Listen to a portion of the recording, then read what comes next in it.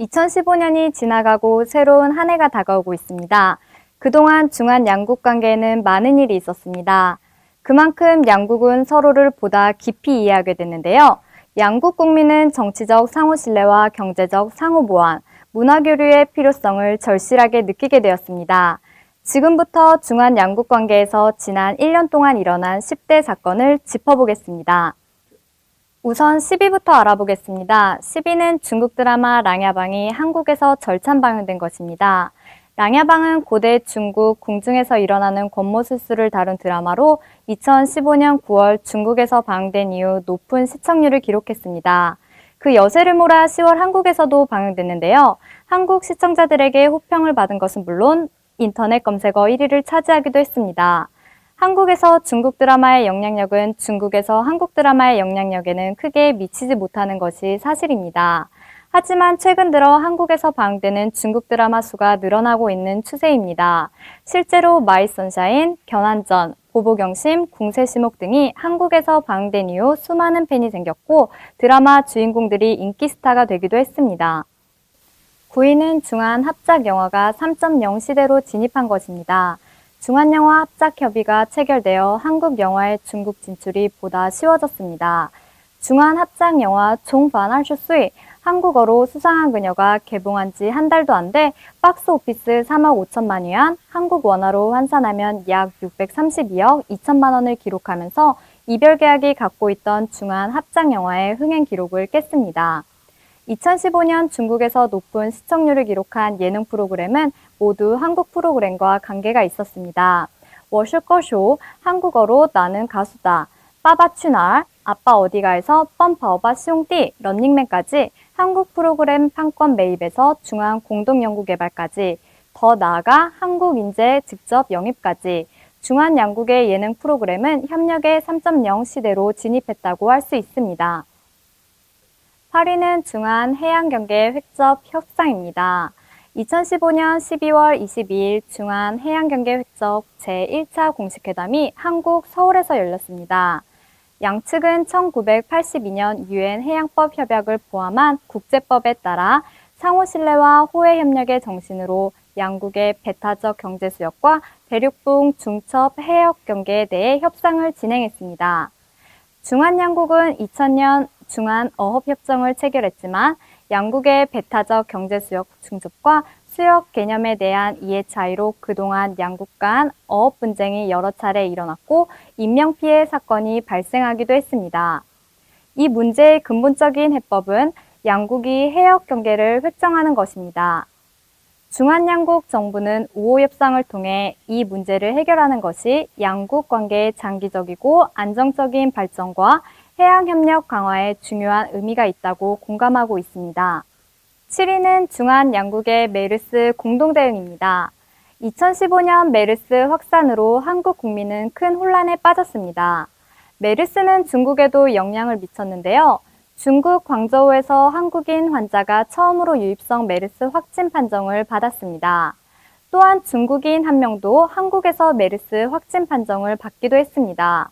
이로 인해 한국행 단체 관광객이 대거 취소됐는데요.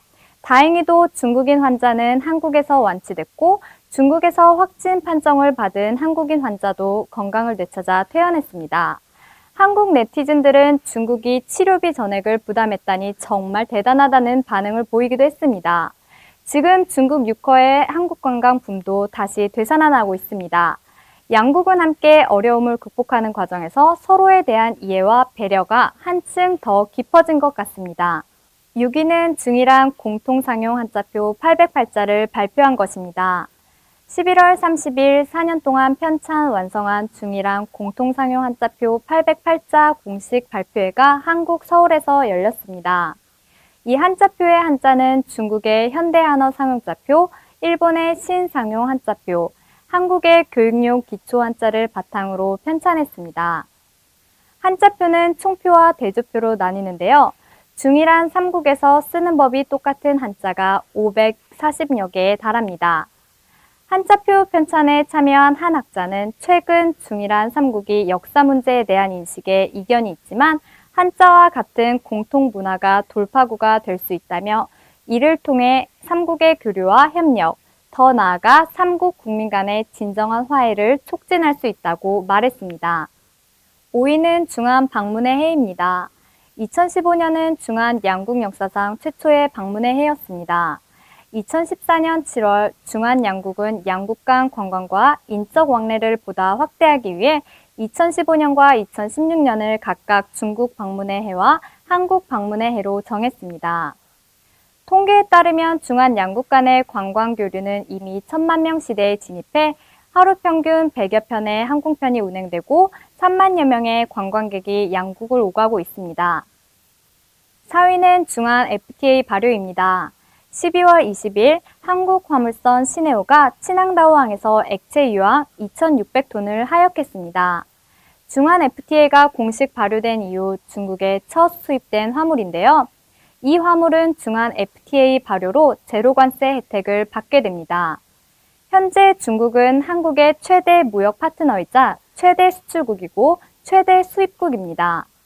추산에 따르면 중한 FTA 발효 후 1년 동안 중국 수출품 260억 달러, 한국 수출품 200억 달러가 상대국에서 관세 혜택을 누릴 것입니다. 3위는 중이란 정상회의 재개입니다. 2015년 11월 1일 제6차 중이란 정상회의가 한국 서울에서 개최됐습니다. 3년 6개월 만에 다시 개최하는 삼국 정상회의인데요. 중이란 삼국 정상은 중이란 자유무역협정 협상에 속도를 내자는 데 합의했습니다. 중이란 삼국 정상회의 재개는 그동안 역사 문제와 영토 문제 등으로 냉각된 삼국 관계 완화에 긍정적인 역할을 했습니다. 2위는 리커창 중국 국무원 총리의 한국 방문입니다. 리커창 중국 국무원 총리가 2015년 10월 31일에서 11월 2일까지 한국을 공식 방문했습니다. 방문 기간 동안 양국은 작게는 김치, 삼계탕에서 크게는 무역거래, 인문교류, 과학기술, 환경보호, 품질검사 등의 분야까지 17개 협력 문건에 서명했습니다. 또한 양국은 1대1로와 유라시아 이니셔티브, 대중창업, 만인혁신과 창조경제, 중국제조 2025와 한국제조업 혁신 3.0, 중한 제3자 시장에서의 협력 등 국가 발전 전략에 연결해 합의했습니다. 이번 방문을 통해 양국 전략적 동반자 관계는 더 강화되고 내실화되었습니다. 1위는 뭘까요? 바로 박근혜 한국 대통령의 중국 열병식 참석입니다. 2015년 9월 3일 박근혜 한국 대통령이 중국 인민항일전쟁 승리 및 세계 반파시스트 전쟁 승리 70주년 열병식에 참석했습니다. 박근혜 대통령의 중국 열병식 참석은 중한 양국 관계가 역사적으로 가장 좋은 시기라는 것을 다시 한번 보여주었고 중국 언론의 높은 평가와 전체 국민의 열렬한 환영을 받았습니다. 물론 더 깊은 바탕에는 중한 양국 국민이 일본 군국주의 침략에 함께 저항한 역사가 있습니다. 지금 여러분들은 2015년 중국과 세계 시리즈 영상을 보고 계십니다. 이 영상 시리즈는 2015년 한 해 동안 중국과 세계 각국 간의 중요한 이슈를 다루고 있습니다. 지금까지 지난 한 해 동안 중한 양국 관계에서 일어난 중요한 이슈를 전해드렸습니다. 2015년 중국과 세계 영상 시리즈의 다른 내용도 많은 시청 바랍니다. 감사합니다.